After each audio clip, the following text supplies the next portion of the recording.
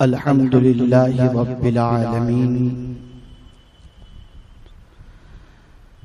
वल आक़िबतु लिल मुत्तक़ीन वस्सलातु वस्सलामु अला सय्यिदिल अंबियाइ वल मुरसलीन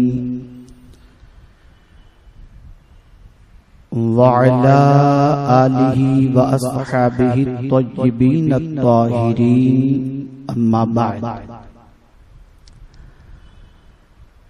फ़अऊज़ु बिल्लाहि मिनश शैतानिर रजीम बिस्मिल्लाहिर रहमानिर रहीम। इज़ा ज़ुलज़िलतिल अर्दु ज़िलज़ालहा व अख़रजतिल अर्दु अथक़ालहा व क़ालल इंसानु मा लहा यौमइज़िन तुहद्दिसु अख़बारहा बिअन्न रब्बका अवहा लहा सदक़ल्लाहुल अज़ीम। अस्सलातु वस्सलामु अलैका या रसूलल्लाह, अस्सलातु वस्सलामु अलैका या हबीबल्लाह, अस्सलातु वस्सलामु अलैका या नबियल्लाह,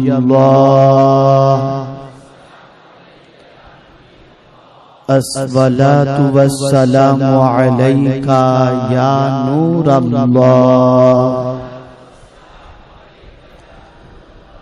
व अला आलिका व अस्हाबिका या हबीबल्लाह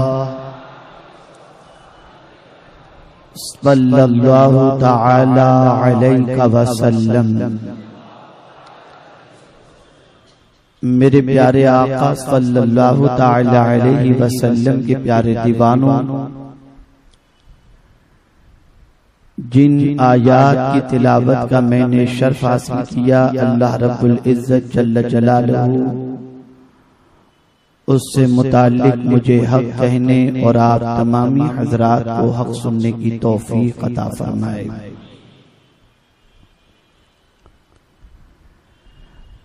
अल्लाह रब्बुल इज्जत जल्ल जलालहू ने सूरह ज़िलज़ाल में, जो कि मदनी सूरत है, हिजरत के बाद नाज़िल हुई और जिसमें कुल 8 आयतें हैं, उस सूरह मुबारका के अंदर कयामत के ज़लज़ले के हवाले से और कयामत में इंसानों के साथ किस तरीके से मामला दरपेश होगा, उनके अमाल को लेकर उसका तज़किरा अल्लाह अज़्ज़ा व जल्ल ने फरमाया है। सूरह ज़िलज़ाल जिसके हवाले से फरमाया गया कि अगर कोई सूरह ज़िलज़ाल की तिलावत करता है तो अल्लाह रब्बुल इज्जत जल्ल जलालहू उसे निस्फ़ कुरान की तिलावत का सवाब अता फरमाता है।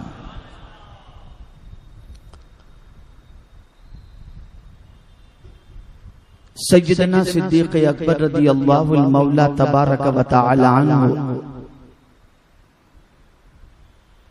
एक मर्तबा सूरह ज़िलज़ाल की तिलावत करते हुए किसी सहाबी को देखते हैं और इस सूरह मुबारका की आवाज, तिलावत की आवाज सय्यदना सिद्दीक़ अकबर रज़ियल्लाहु तआला अन्हु के कानों से टकराती है तो आप दीदा हो जाते हैं। पूछा जाता है, ए अबू बकर, रोने की वजह क्या है? तो इरशाद फरमाते हैं, सूरह ज़िलज़ाल को सुनकर मेरी आंखों में आंसू आ गए। मेरे प्यारे आका सल्लल्लाहु तआला अलैहि वसल्लम के प्यारे दीवानों, बड़ा मशहूर वाकया हजरत इमाम आजम अबू हनीफा रहमतुल्लाह ताला अलैह से मुताल्लिक है कि एक शब कूफा की जामा मस्जिद के अंदर आप इक्तिदा कर रहे थे और इमाम ने इशा की नमाज के अंदर सूरह जिलजाल की तिलावत की। और जब नमाज खत्म हुई तो इमाम आजम अबू हनीफा रहमतुल्लाह ताला अलैह मसरूफ नवाफिल हो गए और उसके बाद मसरूफ दुआ रहे। मस्जिद के खादिम ने मस्जिद का दरवाजा बंद कर दिया और जब सुबह के वक्त मस्जिद के अंदर पहुंचा तो देखा कि इमाम आजम अपनी दाढ़ी को हाथ में लिए हुए हैं, आंखों से आंसू जारी हैं और उनकी जबान पर ये कलिमात हैं कि अल्लाह अगर तूने नौमान पर करम कर दिया तो ये तेरा करम होगा, नौमान को माफ कर दिया तो तेरा करम होगा। ये कैफियत जो बनी थी रात भर मसरूफ नवाफिल के हवाले से और मसरूफ इबादत के हवाले से, तो फरमाया गया उसकी वजह ये थी कि सूरह जिलजाल को सुनने के बाद इमाम आजम अबू हनीफा रहमतुल्लाह ताला अलैह क़यामत में जो अमाल जर्रे के बराबर भी बंदा करेगा, ख्वाह वो नेक हो या बुरे, उसे दिखाए जाएंगे।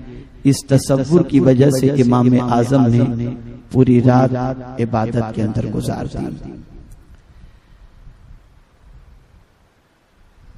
अब मैं सूरह जिलजाल की जिन आयात की तिलावत का शर्फ हासिल किया उसका तर्जमा आपके गोश गुजार करूं।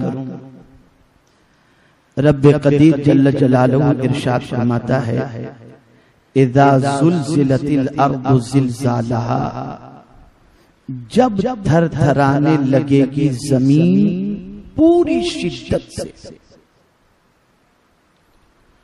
व अखरजतिल अर्दु अथक़ालहा, और बाहर फेंक देगी जमीन अपने बोझों यानी दफीनों को, वक़ालल इंसानु मा लहा, और इंसान हैरान होकर कहेगा इसे क्या हो गया। यौमइज़िन तुहद्दिसु अख़बारहा, उस रोज वो बयान कर देगी अपने सारे हालात, बिअन्ना रब्बका अवहा लहा,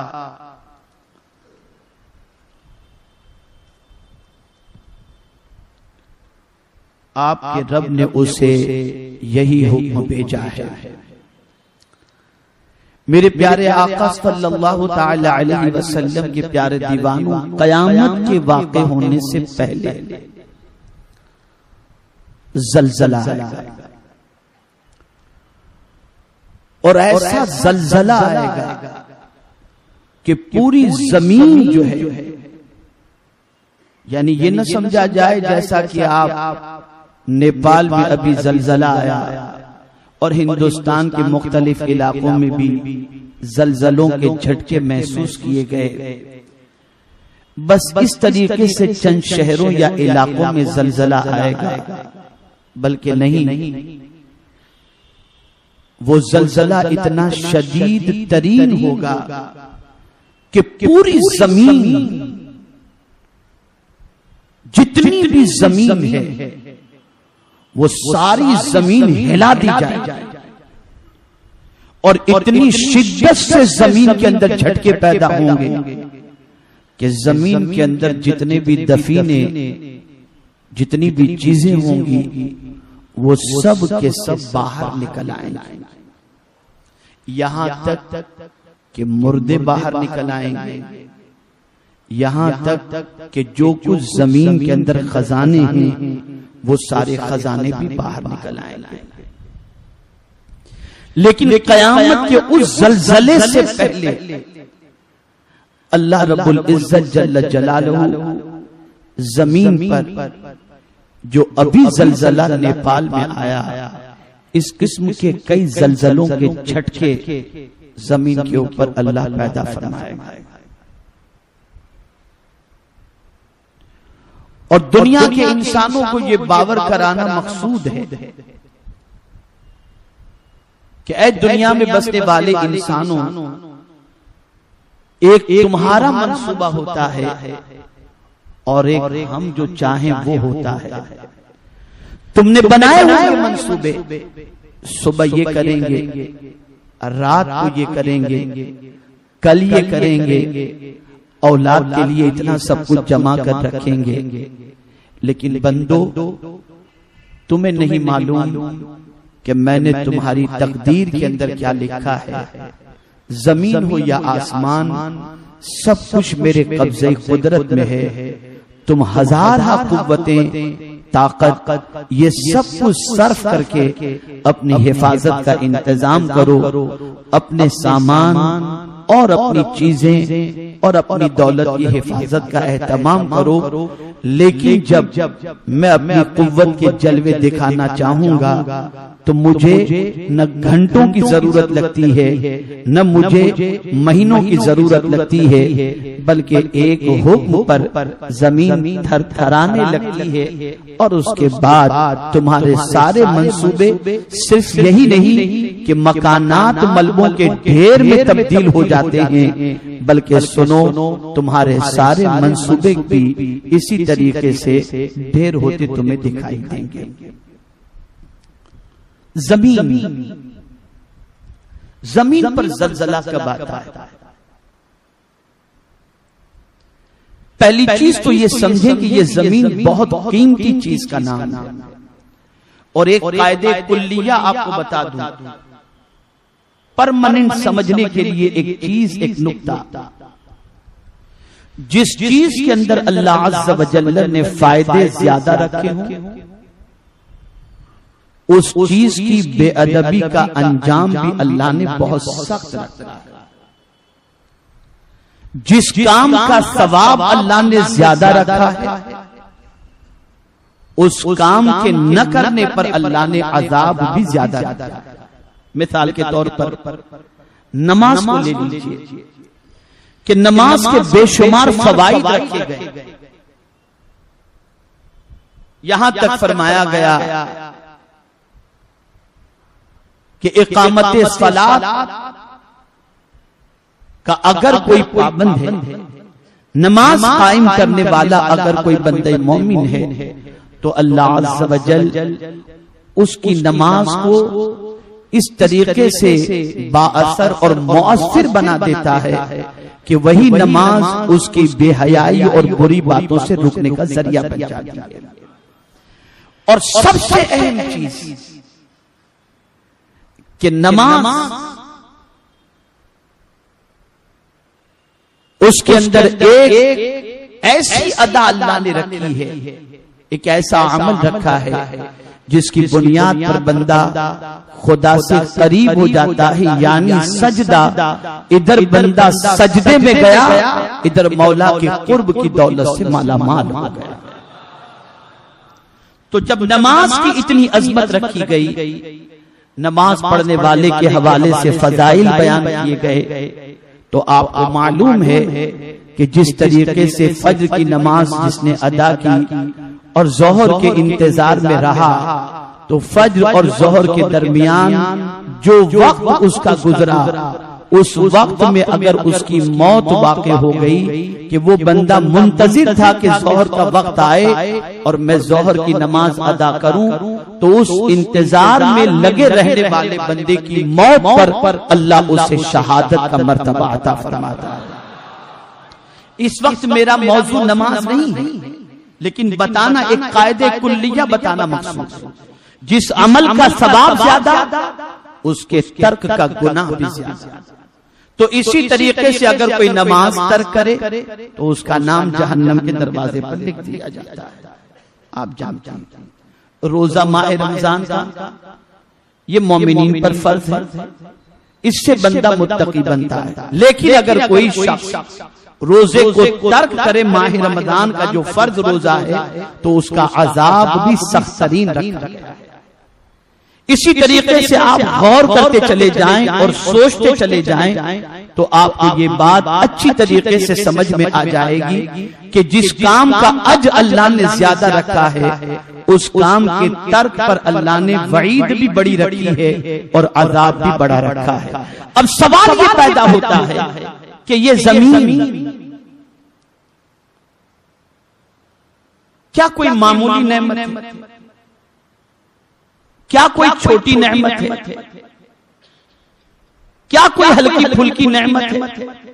नहीं, जमीन अल्लाह की बहुत बड़ी नेमत है। इतनी बड़ी नेमत है, इतनी बड़ी नेमत है कि इसी जमीन के अंदर अल्लाह ने कई खजानों को दफन किया है। बल्कि मैं अगर बहुत मुख्तसर अंदाज में अगर जमीन की अहमियत को बता दूं तो आप बहुत अच्छी तरीके से समझ जाएंगे कि ये जमीन कितनी कीमती है कि जब किसी मुसलमान का इंतकाल होता है तो जब हम उसे कब्र में उतारने के बाद जब उसे मिट्टी देते हैं तो मिट्टी देते वक्त क्या पढ़ते हैं? मिन्हा खलक़नाकुम वफीहा नुईदुकुम वमिन्हा नुखरिजुकुम तारतन उखरा।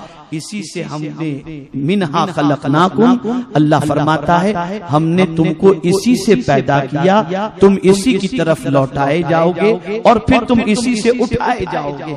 आप अंदाजा लगाएं, तख्लीक इंसानी के लिए अल्लाह अज़्ज़ व जल्ल ने जिस शय का इंतखाब फरमाया वो मिट्टी है, वो जमीन की मिट्टी है। पता चला जमीन से हमारी तख्लीक हुई, जमीन ही के अंदर हम दफन किए जाएंगे और इसी जमीन से अल्लाह अज़्ज़ व जल्ल फिर हमें उठाएगा। ये जमीन जिसके हवाले से कुरान फरमाता है वल अर्द फरशनाहा फनिअमल माहिदून, हमने उसको तुम्हारे लिए फर्श बनाया और क्या ही अच्छा बिछौना है। आप अंदाजा लगाएं, ये जमीन बड़ी कीमती चीज का नाम है। इसी जमीन के अंदर से पानी भी निकलता है, इसी जमीन के अंदर से अनाज भी निकलता है और इसी जमीन के अंदर से बहुत सारी कीमती अशिया निकलती हैं। मेरे प्यारे आका सल्लल्लाहु ताला अलैहि वसल्लम के प्यारे दीवानों, अब मेरे करीम ने जब इस जमीन के हवाले से इसके आदाब बताए तो फरमाया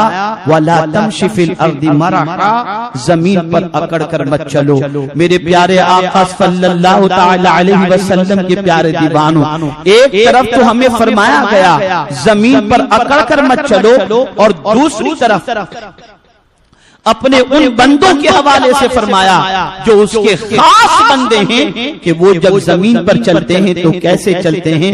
व इबादुर रहमानिल लज़ीना यमशूना अलल अर्दि हौना, रहमान के बंदे जब जमीन पर चलते हैं तो बहुत ही बावकार अंदाज के अंदर चला करते हैं। अब यहाँ से ये बात वाज़ेह हो गई कि जो जमीन हमें ग़िज़ा फराहम करती है, जो जमीन हमें फल फ्रूट अता करती है, जिस जमीन से गल्ला निकलता है, जिस जमीन के अंदर पानी मौजूद है, जिस जमीन के अंदर अल्लाह अज़्ज़ व जल्ल ने बहुत सारे खजाने रखे हैं, बल्कि जो जमीन हमें ऊपर भी अपने हमारे लिए राहत का सामान है और मरने के बाद भी अपनी आगोश में जो जमीन ले लिया करती है, उस जमीन का अदब बेपना जरूरी है। इसीलिए जमीन पर पैर पटक कर नहीं चलना चाहिए, जमीन पर अकड़ कर नहीं चलना चाहिए, जमीन पर गुनाह करते हुए नहीं चलना चाहिए, जमीन पर अल्लाह की नाफरमानी नहीं करनी चाहिए। आप अंदाजा लगाएं, परवरदिगार जल्ल जलालहू ने हजरत आदम को पैदा तो किया जन्नत में, लेकिन खलीफा जब बनाना हुआ तो फरमाया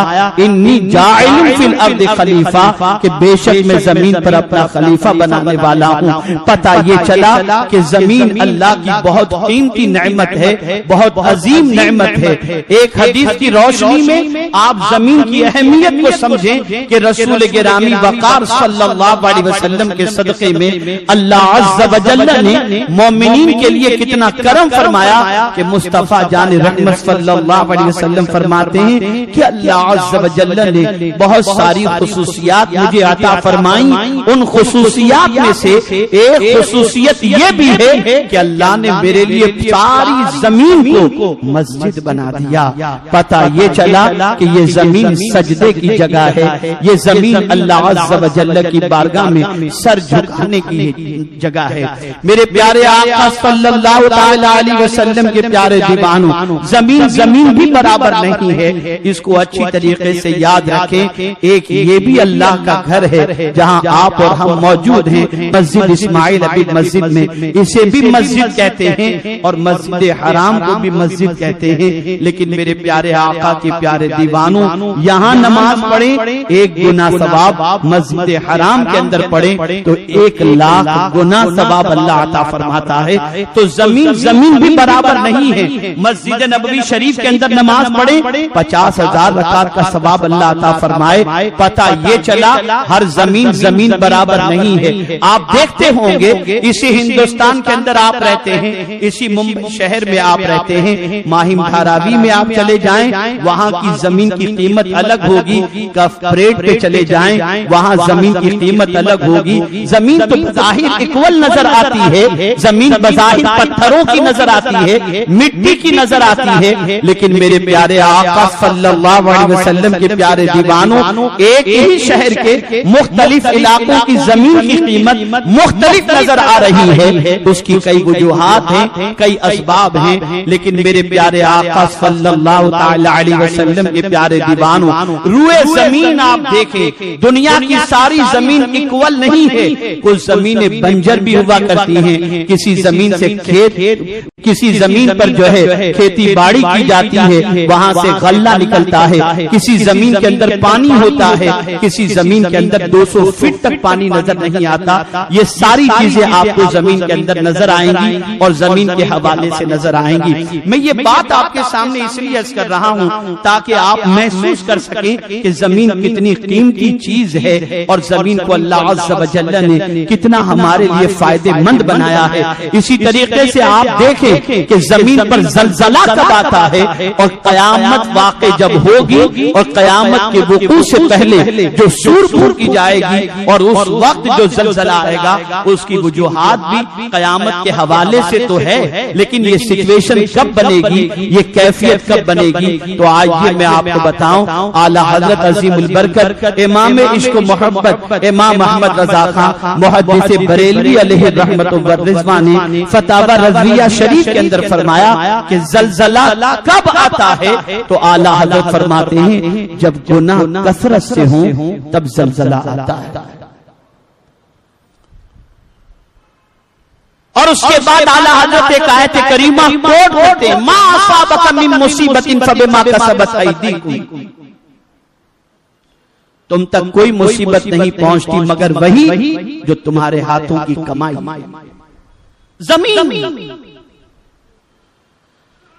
जमीन पर जब कोई बंदा चलते हुए गुनाह करता है, बैठे बैठे गुनाह करता है और अंदाज से गुनाह करता है, तो जमीन अल्लाह की बारगाह के अंदर शिकायत करती है।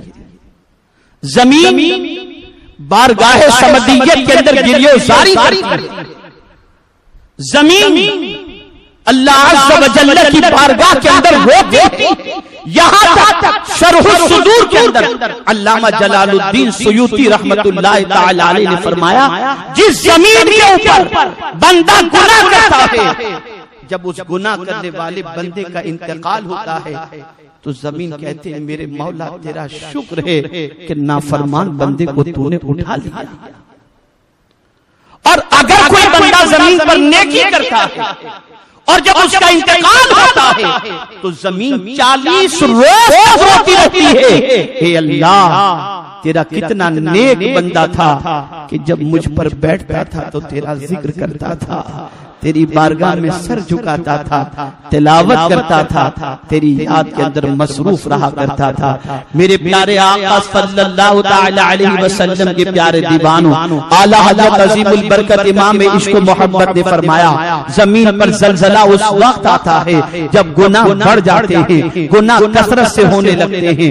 ऐ रसूल आज़म सल्लल्लाहु तआला अलैहि वसल्लम के प्यारे दीवानों, पता ये चला जमीन ज़लज़ला, जमीन पर ज़लज़ला उस वक्त आता है जब गुनाहों की कसरत हो जाती है। आपने महसूस किया होगा कि ज़लज़ला कितनी देर आया, 2 मिनट में मुश्किल तमाम भी नहीं होगा, और इतने में पूरे शहर को वीराने में तब्दील कर दिया।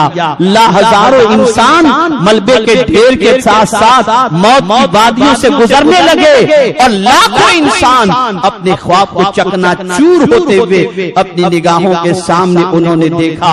आपने महसूस किया होगा मेरे प्यारे आका सल्लल्लाहु तआला अलैहि वसल्लम के प्यारे दीवानों, ये जब ज़लज़ला आया तो उस वक्त इंसान को मालूम भी न था, कोई सेफ्टी का इंतजाम नहीं, कोई हिफाजत का इंतजाम नहीं। साइंस हजार तरक्की कर ले और बुलंदो बांग दावे कर ले, लेकिन उसके बुलंदो बांग दावे के बावजूद न वो ज़लज़ले को रोक सकती है, न तूफान को साइंस रोक सकता है, कोई भी चीज नहीं कर सकते। इसलिए कि उसकी सबसे बड़ी वजह यह है कि जमीन का मालिक भी खुदा है और आसमान का मालिक भी खुदा है।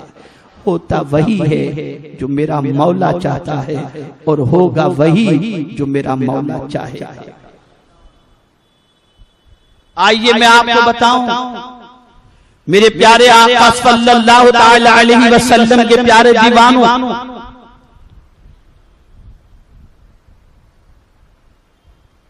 कि गुनाह की वजह से जब ज़लज़ला आता है, जमीन कांपने लगती है और थर्राने लगती है। कैसे थर्राती है, किस वजह से थर्राती है? तो आला हज़रत अज़ीमुल बरकत से सवाल पूछा गया कि ये ज़लज़ला कैसे आता है, कैसे आता है? तो आला हज़रत अज़ीमुल बरकत इमाम इश्क व मोहब्बत ने फरमाया, एक पहाड़ है जिसका नाम काफ है। क्या नाम है? काफ। जितनी भी जमीन है पूरी दुनिया के अंदर बिछी हुई, उस काफ के रेशे रगें सारी जमीन पर फैली हुई। कोहे काफ के रेशे सारी जमीन पर फैले हुए हैं। जब अल्लाह अज़्ज़ व जल चाहता है कि इस जमीन पर ज़लज़ला आए, तो परवरदिगार कोहे काफ को हुक्म देता है, तो कोहे काफ हरकत में आकर उस जमीन के रेशे को खींचता है, उसे देता है।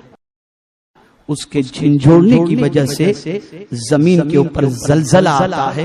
अब एक सवाल आला हज़रत से किसी ने पूछा कि हुजूर आखिर क्या बात है कि ज़लज़ले का मामला जो है वो किसी एक शहर में आता है तो वो शहर तबाह हो जाता है और दूसरी जमीनों पर नहीं आता, या कहीं और आता है तो वहां की सिचुएशन ये होती है कि वहां नुकसान कम होता है और कहीं नुकसान ज्यादा होता है। उसकी वजह क्या है? आला हज़रत फरमाते हैं, अपने वजूद को देखो, उसमें मौजूद रगों को देखो, जिस्म से वाबस्ता सारी रगें 360 जोड़ है, लेकिन आप देखते होंगे कि एक जोड़ में दर्द शुरू हुआ तो सारे जोड़ में दर्द शुरू नहीं होता। ये सब कुछ मेरे कातिबे तकदीर माबूद बरहक के कब्जे कुदरत में है। जब चाहे, जहां चाहे, जिस जगह चाहे, वो अपने कोहे काफ को हुक्म देता है और उसी जगह के रेशे को जब खींचा जाता है या झिंझोड़ा जाता है तो उस जमीन के ऊपर ज़लज़ला पैदा हो जाता है। लेकिन जब क़यामत कायम होगी, और ये भी आप समझें, ये जमीन के ऊपर जो पहाड़ है ना, ये पहाड़ क्या है? ये पहाड़ जमीन के लिए रोकने का काम अंजाम देते हैं। जमीन को बैलेंस में रखने के लिए। जैसे एक पेपर हो, हम चाहते हैं कि पेपर न उड़े तो पेपर पर चारों कोने पर पत्थर रख देते हैं ताकि पेपर उड़ने न पाए। ऐसे ही अल्लाह ने ये पहाड़ रख दिए हैं ताकि जमीन हरकत में न आए। लेकिन मेरे प्यारे आका सल्लल्लाहु तआला अलैहि वसल्लम के प्यारे दीवानों, जब क़यामत का ज़लज़ला वाक़े होगा तो कुरान कहता है ला तरा फीहा इवजन वला अमता। सिचुएशन ये होगी कि जब वो ज़लज़ले का झटका आएगा जो क़यामत का है, तो उस वक्त सिचुएशन ऐसी होगी कि सब चटियल मैदान हो जाएगा और पूरी जमीन बिल्कुल लेवल पर आ जाएगी। न उसमें कोई पहाड़ रहेगा, न ऊंच नीच रहेगा, न कोई और मामला रहेगा, बिल्कुल एकदम प्लेन जमीन अल्लाह ताला फरमाएगा। और वो कैसे होगा? अल्लाह बदल देगा जमीन। मुफस्सिरीन फरमाते हैं कि क्या ये पोजीशन नफ़क़े ऊला में या नफ़क़े सानिया में, दोनों कौल मिलते हैं। नफ़क़े ऊला पर जमहूर का इत्तफाक है और बाद मुफस्सिरीन नफ़क़े सानिया के हवाले से भी गए हैं। लेकिन मेरे प्यारे आका सल्लल्लाहु अलैहि वसल्लम के प्यारे दीवानों, बद अकीदों के अकीदे की थोड़ी सी तशरीह करता हुआ चलूं और उनके अकीदे की दुरुस्तगी के हवाले से उन्हें बता दूं कि ये जो कुरान मुक़द्दस में अल्लाह अज़्ज़ा व जल्ल ने इरशाद फरमाया और खूब ही इरशाद फरमाया, वो अख़रजतिल अर्दु अस्क़ालहा, और बाहर फेंक देगी जमीन अपने बोझ यानी दफीनों को। मुफस्सिरीन इस बात पर भी गए हैं कि मुर्दे जो है वो सब बाहर आ जाएंगे। अब यहाँ सवाल ये पैदा होता है कि जब आप ये कहते हो मर गया मरदूद न फातिहा न दरूद, आप ये कहते हो मर करके सब मिट्टी में मिल गए, तो जब मुर्दे निकलेंगे तो क्या मिट्टी निकलेगी? मेरा ये सवाल। जब दफीने बाहर आएंगे, मुर्दे बाहर आएंगे, तो जब मर गया मरदूद न फातिहा न दरूद और तुम कहते हो मरकर सब मिट्टी में मिल गए, तो सवाल ये पैदा होता है कि मुर्दे निकलेंगे कैसे जब मिट्टी होगी? तो पता ये चला मेरा रब कादिर मुतलक है, वो कादिर मुतलक है। और यहां से ये बात वाज़ेह हो गई, अगर माअज़ल्लाह हर मरने वाला ऐसा ही है तो फिर मेरे मुस्तफा के इस फरमान का क्या, इस फरमान के बारे में क्या ख्याल है कि हुजूर फरमाते हैं सबसे पहले मैं अपनी कब्र से निकलूंगा और फिर सिद्दीक़ अकबर को और उमर फारूक को उठाऊंगा। पता चला रसूल आज़म सल्लल्लाहु अलैहि वसल्लम और उनके दोनों असहाब, बल्कि जन्नतुल बकी, बल्कि सारे मोमिनीन के कब्रिस्तान के अंदर जितने भी लोग आराम कर रहे हैं, सब मुस्तफा जाने रहमत के सदक़े में क़यामत जब वाक़े होगी, अल्लाह अज़्ज़ा व जल्ल सबको अपनी कब्रों से उठाएगा, निकलेंगे। और मैं इस बात पर हैरान, वक़ालल इंसानु मा लहा, जब सोना चांदी खजाने जमीन के अंदर से जमीन निकाल देगी सब बाहर, तो लोग देखकर कहेंगे ये क्या हो गया?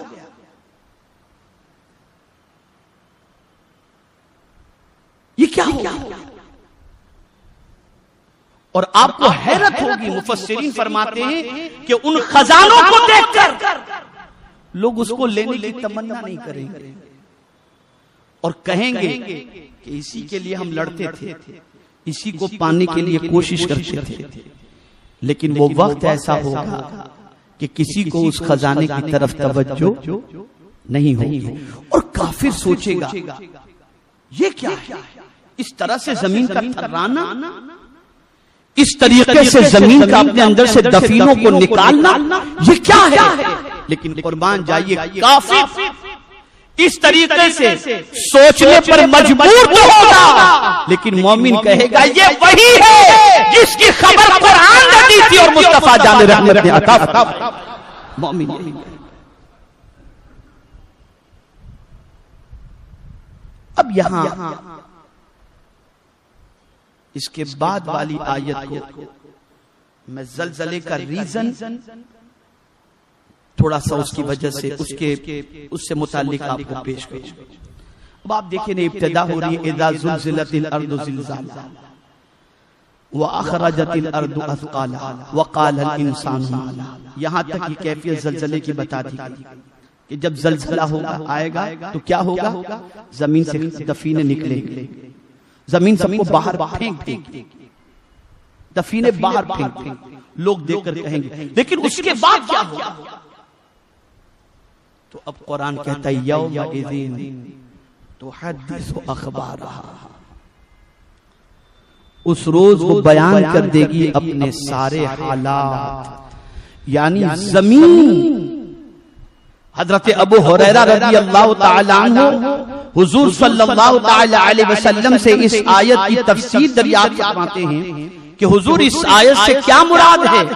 आक़ाए करीम सल्लल्लाहु अलैहि वसल्लम ने इरशाद फरमाया कि जमीन की पुष्ट पर जो बंदा जैसा करता था, नेकी करता था तो जमीन उसकी गवाही देगी, और बुराई करता था तो जमीन उसकी गवाही देगी। अब यहाँ एक सवाल मैं आपसे पूछना चाहता हूँ, एक बंदा कैसा भी गुनाह करना चाहे, वो अगर गुनाह करना चाहेगा तो आप महसूस कर सकते हैं कि जमीन के ऊपर वो गुनाह करना चाहेगा, और जमीन से छुपकर, जमीन से हटकर कहीं वो गुनाह करना चाहे, उसके लिए निहायत ही मुश्किल है। लेकिन मेरे प्यारे आका सल्लल्लाहु अलैहि वसल्लम के प्यारे दीवानों, एक बंदा घर की चार दीवारी में गुनाह करना चाहता है, दाएं बाएं देखता है कि कोई देख तो नहीं रहा, लेकिन उसे खबर नहीं होती कि जिस जमीन पर वो गुनाह कर रहा है वो जमीन उसके गुनाह पर विटनेस बन रही है, और क़यामत के दिन ये जमीन बोलेगी मेरे मौला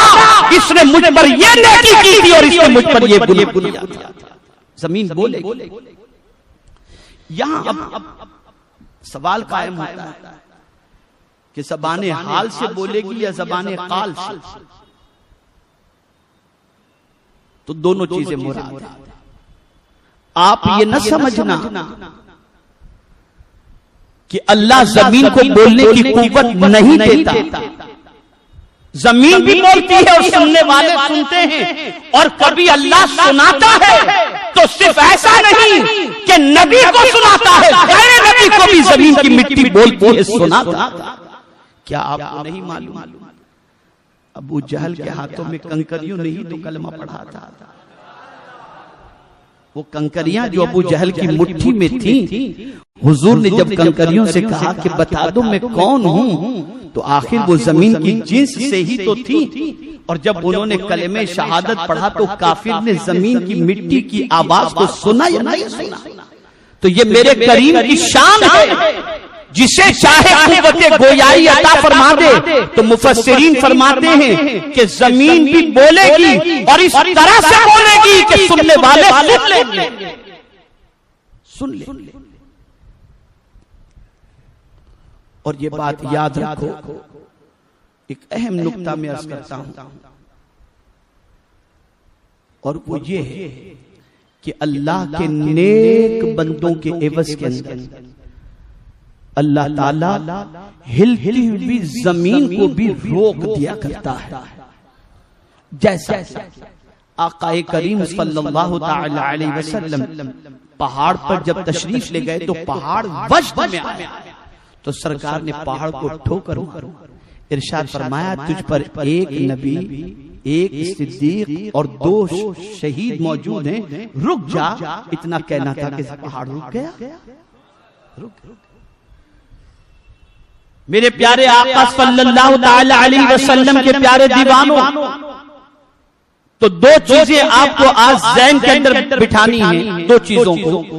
पहली चीज तो ये कि जब जमीन पर गुनाह कसरत से होने लगे तब जमीन पर जलजला आता है। शेख अब्दुल हक मुहद्दिस दहलवी रहमतुल्लाह ताला अलैह ने भी यही फरमाया, और आला हज़रत अज़ीमुल बरकत इमाम इश्क व मोहब्बत ने भी यही फरमाया। और इसी वजह से 3 हालतें एक इंसान की होती हैं, क़याम, क़ुऊद और जो है वो करवट से लेटना।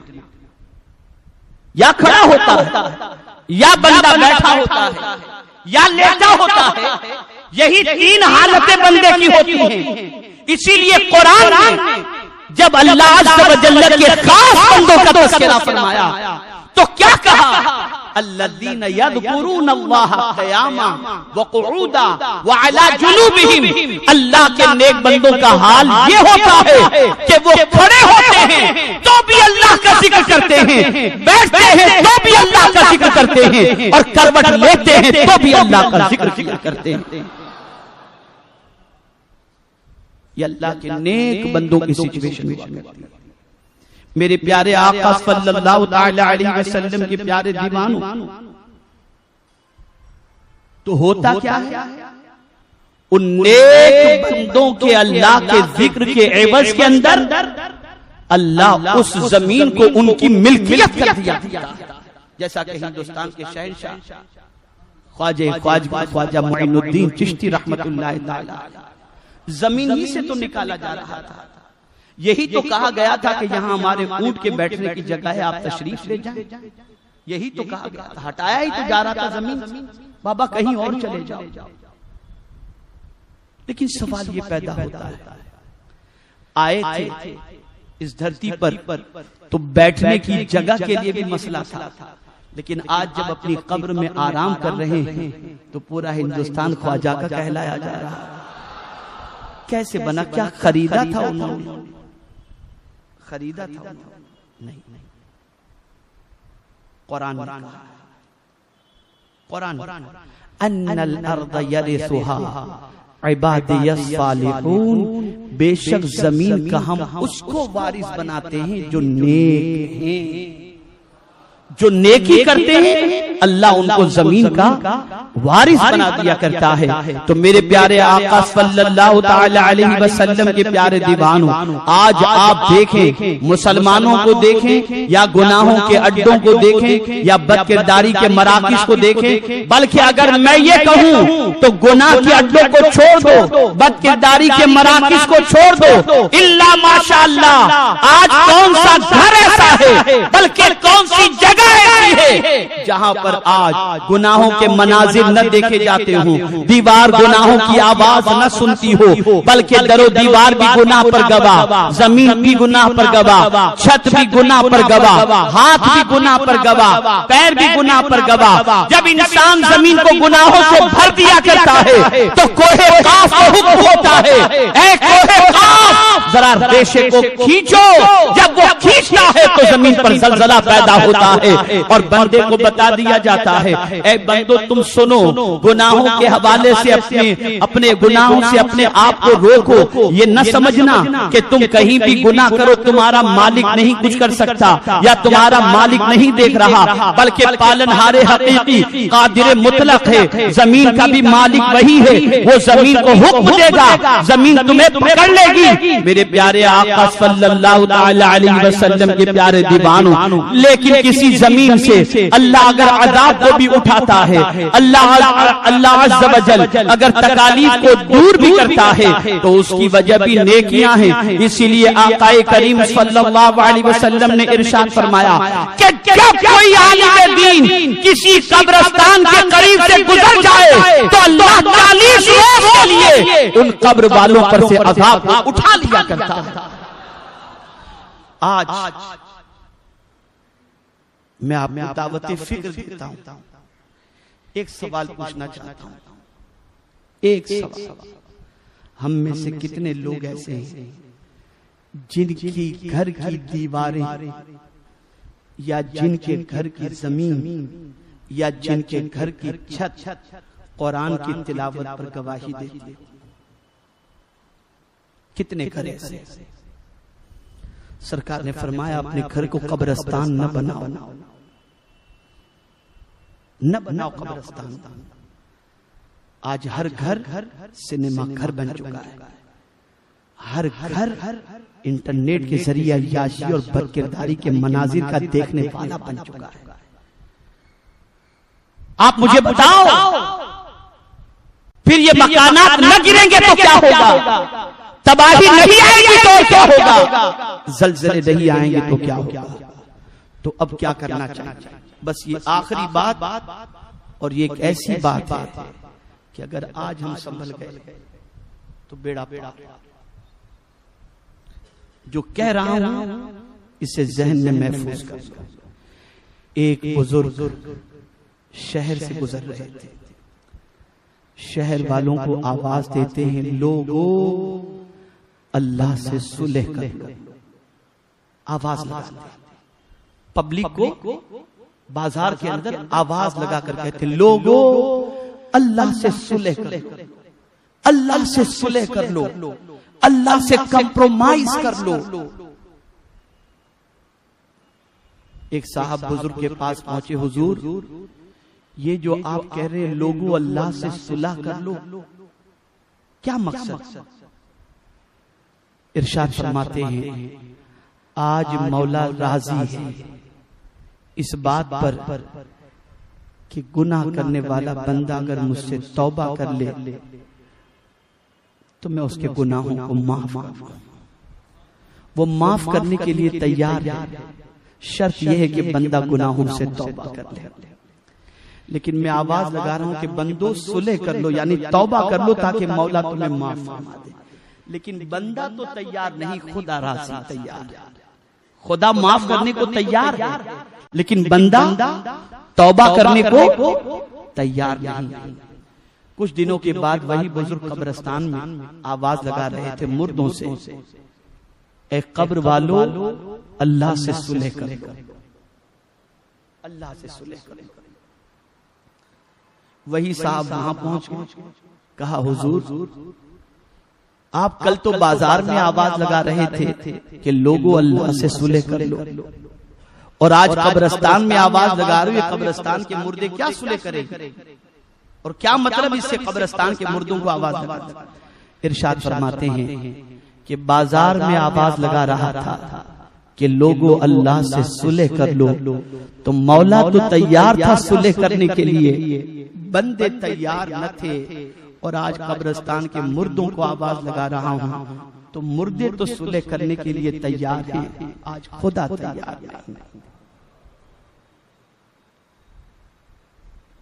इसलिए कि तौबा की कबूलियत और तौबा का दरवाजा कब तक खुला रहता है, कब तक खुला रहता है?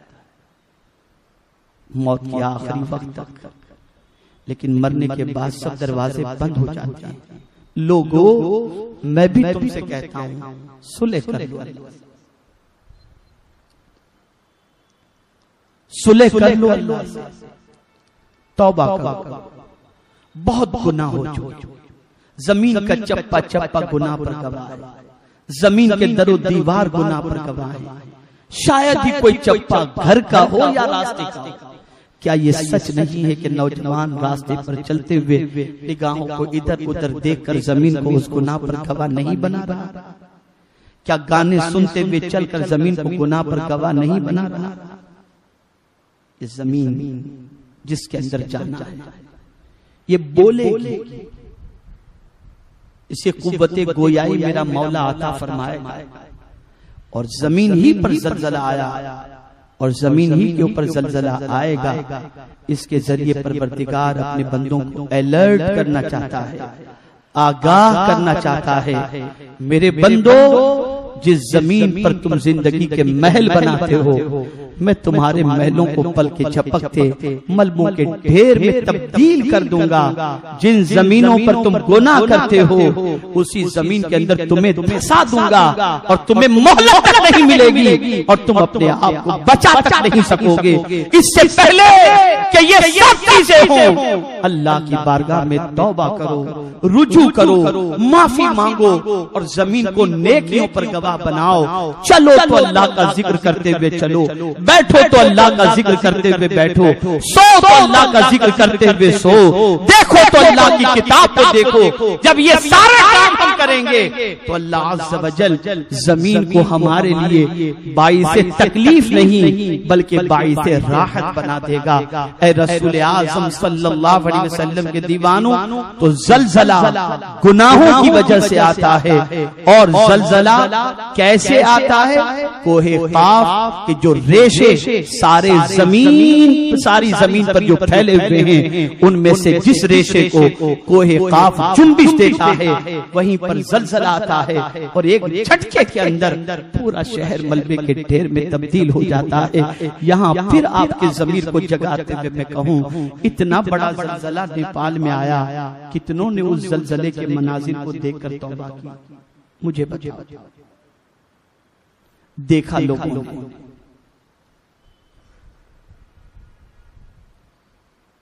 व्हाट्सएप के ऊपर उसकी वीडियो क्लिप भेजी, सारी चीजें हुई, लेकिन कितनों की आंखों से आंसू निकले और अल्लाह अज़्ज़ व जल्ल के कहर व गज़ब से बचने की दुआ की? नहीं, इल्ला माशाअल्लाह। बदले कितने बदले? मैं पूछना चाहता हूं, कितने बदले? उस जलजले के मनाजिर को देखने के बाद कितनों ने तौबा की, कितनों ने गुनाहों को छोड़ा? अगर किसी का दिल इतना सख्त हो चुका हो कि इतने भयानक जलजले के मनाजिर को देखने और सुनने के बाद भी अगर गुनाहों से तौबा का ख्याल आता हो, तो डरना चाहिए कि अल्लाह रहम करम फरमाए, अल्लाह अपने कहर व गज़ब से बचाए कि फिर ऐसा जलजला कहीं भी आ सकता है और किसी को भी अपनी लपेट में ले सकता है। तो कुरान ने कहा, यौमइज़िन तुहद्दिसु अख़बारहा, ये बोलेगी ज़मीन, बोलेगी, हर एक पर गवाह। आप जानते हैं मौला अली करमल्लाहु ताला वजहुल करीम के पास बैतुल माल के अंदर लोगों ने रकम जमा करवाई, माल का ढेर मौजूद था। मौला अली करमल्लाहु ताला वजहुल करीम ने उस माल को तकसीम फरमा दिया, और जब सारा माल तकसीम हो गया तो फिर आपने 2 रकात शुक्राने की अदा की, और अदा करने के बाद जमीन से मुखातब होकर कहते हैं, ऐ जमीन तू गवाह रहना, अमानत से तू भरी हुई थी, मैंने जिसकी अमानत थी उन तक लौटा दी, कल बरोज़े क़यामत ऐ जमीन तू मेरे हक में गवाही दे देना। याद रखे, जब जमीन के ऊपर जुल्म होता है, जब जमीन के ऊपर अदल व इंसाफ खत्म हो जाता है, तब भी जलजला आता है। ज़िना बढ़ता है तब भी जलजला आता है, शराब आम हो जाए तब भी जलजला आता है, सजदों से इनहराफ हो तब भी जलजला आता है, बदकिरदारी का बाजार गर्म हो तब भी जलजला आता है। लेकिन कुर्बान जाइए उस करीम की अजमत पर कि गुनाह करने वाले बंदे का ज़मीर बेदार हो जाए और उसके बाद वो अगर तौबा कर ले तो उस करीम की शान पर कुर्बान जाइए। मेरा करीम फरमाता है, इन्नल हसनात युज़हिबन सय्यिआत, कि बेशक अल्लाह नेकियों के जरिए गुनाहों को माफ फरमा दिया करता है। बल्कि फरमाया गया, जिस तरीके से इंसान कोई चीज लिख करके मिटा देता है, इसी तरीके से अल्लाह अज़्ज़ व जल जिस जमीन पर उसने गुनाह किया था, जब वो तौबा कर ले तो जमीन से भी उस गुनाह को मिटा दिया करता है, मिटा दिया करता है।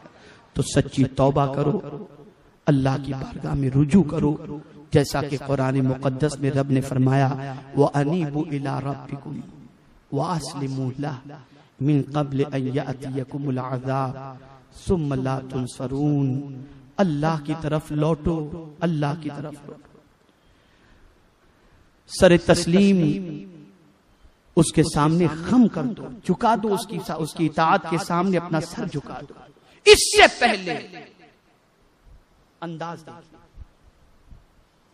मिन क़ब्ल अन यातियकुमुल अज़ाब सुम्मा ला तुनसरून, इससे पहले कि तुम पर अजाब आए और तुम्हारी कोई मदद करने वाला न हो, कोई मदद करने वाला थी किसी में हिम्मत के जलजले के झटकों को रोक सके?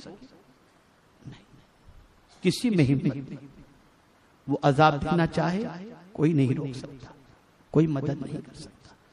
मेरे प्यारे आका सल्लल्लाहु अलैहि वसल्लम के प्यारे दीवानों, ये हमें अलर्ट करने के लिए है, हमें मुतनब्बे करने के लिए है, हमें आगाह करने के लिए है कि जमीन हमारी दी हुई है और इसी से अनाज भी हम देते हैं, इसी से पानी भी देते हैं, इसी से फल फ्रूट भी देते हैं, इसी के अंदर कई खजाने मौजूद हैं। तुम इसी पर बैठते हो, इसी पर लेटते हो, इसी पर सोते हो, इसी पर चलते हो, सब कुछ तुम इसी पर करते हो।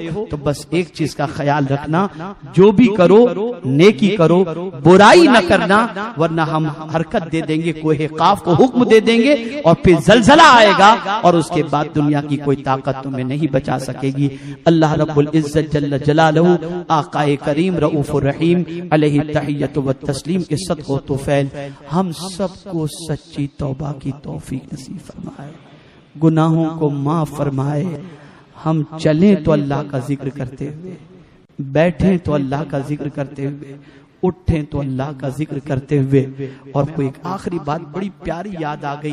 आपको मालूम है, एक अल्लाह के वली जिस रास्ते से गुजरते थे, गालिबन हबीब आजमी या और कोई बुजुर्ग, उनके रास्ते पर गुजरने, वो जिस रास्ते से गुजरते थे ना, जानवर कभी वहां पर लीद नहीं करता था। कोई जानवर वहां से गुजरे ना, तो वहां जानवर नजासत नहीं करता था। एक रोज एक साहब वहां से गुजरे तो नजासत देखी, चीख निकल गई, क्या बात है, क्या हबीब आजमी या जो भी अल्लाह के वली थे, क्या उनका इंतकाल हो गया? कहा तुम्हें कैसे खबर हुई? कहा मैं उनके रास्ते पर, जिस रास्ते से वो गुजरते थे, मैंने वहां पर जानवर की नजासत देखी है। मुझे मालूम है कि जिस रास्ते से वो गुजरा करते थे, उस रास्ते पर जानवर कभी लीद नहीं किया करता था। इसलिए कि उस रास्ते पर चलते हुए वो अल्लाह का जिक्र करते हुए चलते थे, अल्लाह को याद करते हुए चलते थे, मेरे मुस्तफा पर दुरूद और सलाम पढ़ते हुए चलते थे। हमें भी चाहिए कि पैर भी अल्लाह की नेमत है, जमीन भी अल्लाह की नेमत है, हम चले अल्लाह का जिक्र करते हुए चलें। अल्लाह अपने फजल करम से और अपने हबीब सल्लल्लाहु अलैहि वसल्लम की नाज़ पाक के सदक़ो तुफैल हमें जमीनी और आसमानी बला से महफूज रखे और परवरदिगार हम सब की तौबा को कबूल फरमाकर हमें इबादत और रियाजत की तौफीक नसीब फरमाए। वमा अलैना इल्लल बलागुल मुबीन। अस्सलामु अलैकुम व रहमतुल्लाहि व बरकातुहू। जिंदगी रही तो इंशाअल्लाह अज़ीम इसी सूरह मुबारका के ज़िम्न में कुछ मजीद बातें मैं अर्ज करने की कोशिश करूंगा। आज जैसी मुझे गुफ्तगू करने की मैं करना चाहता था, उस तरीके से कमा हक हो मैं इस पर गुफ्तगू नहीं कर सका, लेकिन ये सिलसिला इंशाअल्लाह जिंदगी रही तो आइंदा हफ्ते भी जारी रहेगा और इसी सूरह मुबारका के ज़िम्न में मैं कुछ बातें अर्ज करूंगा। मैं गुजारिश करता हूँ दोस्त अहबाब मुताल्लिकीन के साथ आप जरूर आइंदा हफ्ते इज्तिमा में तशरीफ लाएं और अपनी दीनी मालूमात में इजाफा फरमाएं। वमा अलैना इल्लल बलागुल मुबीन। अस्सलाम रिसालत के परवानों, हर सनीचर को बाद नमाज शाह सुन्नी दावत इस्लामी के आलमी मरकज इस्माइल हबीब मस्जिद में सुन्नी इज्तिमा होता है, तो आप हजरात पाबंदी के साथ इसमें शिरकत फरमाएं। सुन्नी दावत इस्लामी की वेबसाइट sunnidawatislamI.net पर विजिट करें और बहुत सारी दीनी मालूमात हासिल करें।